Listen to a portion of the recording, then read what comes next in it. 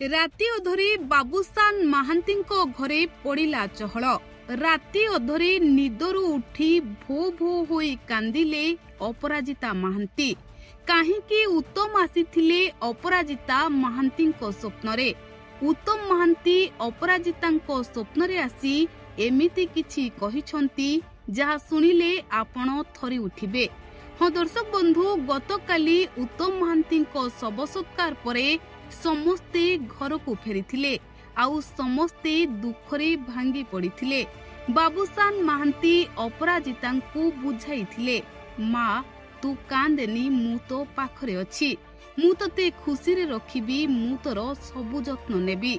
आउ एहा परे भी अपराजिता मन बुझी नथिला। राति सारा बाबूसान को कोलरे मुंड रखी भो भो होई कांदी थिले अपराजिता महांती।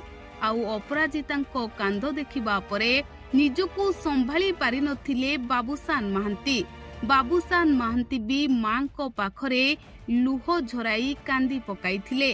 तेबे दर्शक बंधु, राति अधरे जेतेबेले अपराजिता आखि लाखि जाइथिला सेही समय घटिथिला एमिति घटना।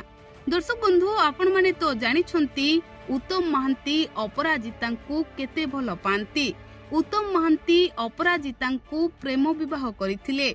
आउ विवाह परठू सबु बेले उत्तम अपराजिता बेस भल पाइबा देउथिले, खुशी रे रखिथिले। गतकाली उत्तम महांती परलोक होई जिबा परे सबुठू अधिक दुखरे भांगी पड़िछंती अपराजिता महांती। आउ कांदी कांदी कहउछंती उत्तम मो हाथ छाड़ी अधा बाटरू चली गले बोली। आउ काली राति सारा अपराजिता महांती उत्तम को झुरी होई भो भो होई कांदुथिले।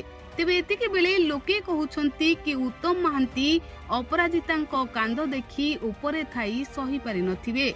आउ स्वप्न रे आसी उत्तम महांती अपराजिता को कहिथिबे, तुमे कांदनी, मु सबु बेले तुम पाखे पाखे अछि।